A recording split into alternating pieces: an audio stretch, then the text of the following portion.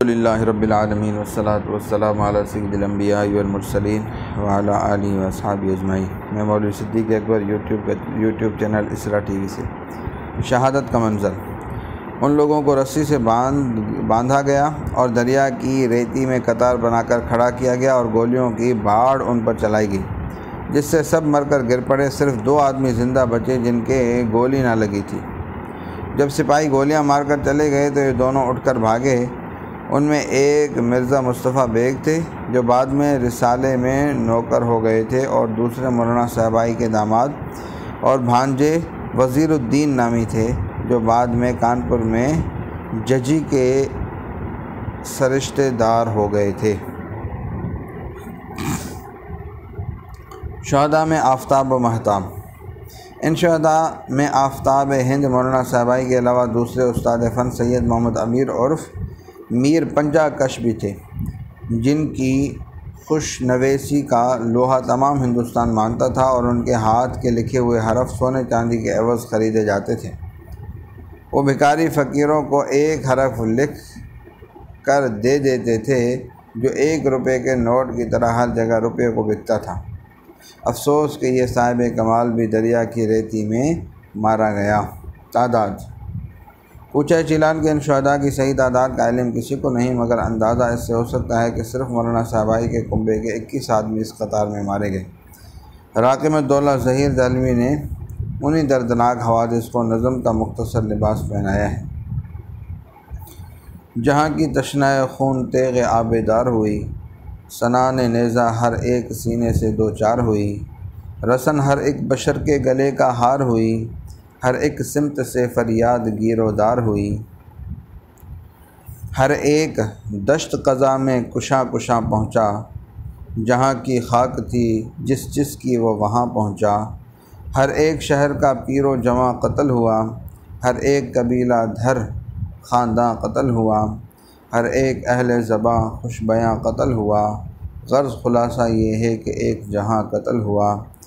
گھروں سے کھینچ کے کشتوں پہ کشتے ڈالے ہیں، نو گور ہے نہ کفن ہے نہ رونے والے ہیں۔ اس کے بعد ظہیر صاحب رقم تراز ہیں۔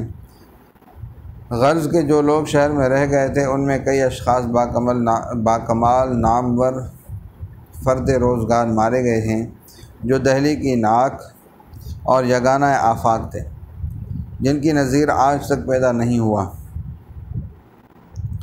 اور نہ ہوگا۔ میاں محمد امیر پنجہ کش خوش نویس، جن کا ثانی روئے زمین پر نہیں، مولوی امام بخش صاحبائی اور ان کے 2 بیٹے، اور میر نیاز علی واقعہ خواں اور چپلیوں کے کوچے کے اور بہت سے شریف خاندان لوگ۔ سنا گیا ہے کہ اس محلے کے 1400 آدمی گرفتار کر کے راج گھاٹ کے دروازے سے دریا پر لے جا کر بندوقوں کی باڑیں مار دی گئی اور لاشیں دریا میں پھینکوا دی گئی۔ اور رات کا یہ حال ہوا کہ گھروں میں سے نکل کر بچوں سمیت کنووں میں جا گری۔ چلیوں کے کوچے کے تمام کنویں لاشوں سے پٹ گئے تھے۔ حضرت آزردہ کا تاثر۔ مفتی صدر الدین صاحب آزردہ کو صاحبائی کی شہادت کی خبر پہنچی تو بے اختیار زبان سے نکلا، کیوں کر آزردہ نکل جائے نہ سودائی ہو، قتل اس طرح سے بے جرم جو صاحبائی ہو۔ صاحبائی کا مرثیہ۔ دہلی کا مرثیہ۔ دہلی مرحوم کے مرثیے بہت کچھ لکھے گئے، یہاں صرف مولانا حالی مرحوم کے چند اشعار پیش کر کے دہلی کا یہ جاں گداز تذکرہ ختم کیا جاتا ہے۔ تذکرہ دہلی مرحوم کا اے دوست نہ چھیڑ، غالب و شیفتہ نیرو آزردہ و ذوق، نہ سنا جائے گا ہم سے یہ فسانہ ہرگز، اب دکھائے گا یہ شکل نہ زمانہ ہرگز، کبھی اے علم و ہنر گھر تھا تمہارا دلی، مومن و علوی و صحبائی و ممنون کے بعد، ہم کو بھولے ہو تو گھر بھول نہ جانا ہرگز، شہر کا نام نہ لے گا کوئی دانا ہرگز، چپا چپا پہ ہیں یہاں گوہر یکتا تخاک، بزم ماتم تو نہیں، بزم سخن ہے حالی، دفن ہوگا کہیں اتنا نہ خزانہ ہرگز، یا مناسب نہیں رو رو کے رلانا ہرگز۔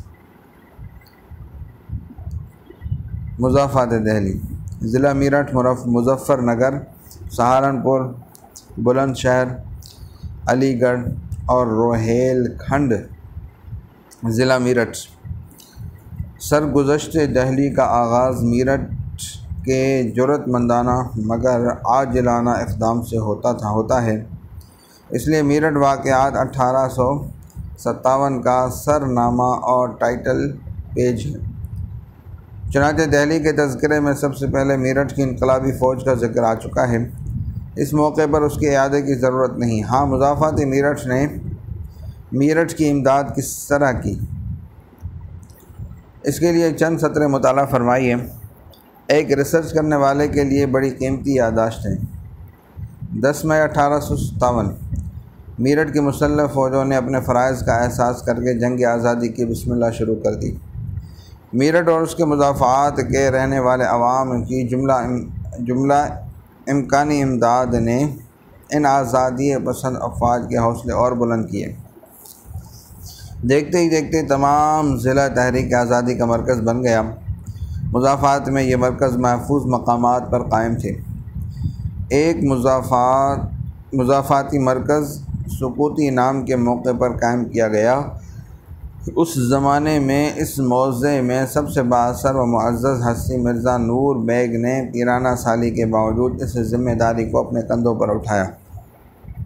اگرچہ یہ موضع آج بھی ان کے جد امجد سخاوت مرزا، جو ہمایوں کے بہنوئی مرزا خضر خواجہ کے خالہ زاد بھائی تھے، کے نامی سے موسوم ہے، وطن کے حریت نواز جواں مردوں کی جماعت ان کے گرد اکٹھا ہو گئی۔ سلادہ کیلی، بھامبوری، سردھنا سے شہباز خان، کرم دین ٹھاکر، جنم جے سنگھ اور رنبیر سنگھ، دورالا، داوری، روہاسا، اٹیرنا وغیرہ سے، دلیل سنگھ، کرم سنگھ، شیودت، ہزاری لال، سید احسان علی، سعادت حسین، نصیر احمد، کرمو عارف میں گروہ در گروہ پہنچے۔ تقریباً 600 افراد نے مرنے مارنے اور جان نثاری کا حلف اٹھایا۔ راجہ نی سنگھ کی شکستہ گڑھی کی مرمت کی گئی۔ فیصلوں پر پہرا، چوکیاں اور نواحی جنگلات میں حفاظت کی دستے تعینات کی گئے۔ آدمی جمعیت پنڈت شیور، سید احسان علی، رشید مرزا، قادر بیگ اور ٹھاکر رنبیر سنگھ کی قیادت میں پابلی، عارف پور، عابد پور اور غازی آباد کے آزادی کے دیوانوں کو ساتھ لیتی ہوئی ضلع سبحانی اعلیٰ حضرت بہادر شاہ کی فوجوں سے جا ملی۔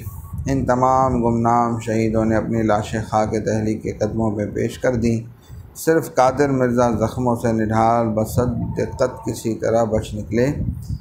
مرزا نور بیگ سکندر، مرزا حسین بیگ، کرم سنگھ، ہزاری لال وغیرہ نے مظفر نگر اور میرٹھ کے قریباً 18 مواضعات پر پرچم آزادی بلند کر دیا۔ مرزا وزیر بیگ، نصیر احمد، ہری رام وغیرہ بڑھتے ہوئے سردھنا کے قریب پہنچ گئے۔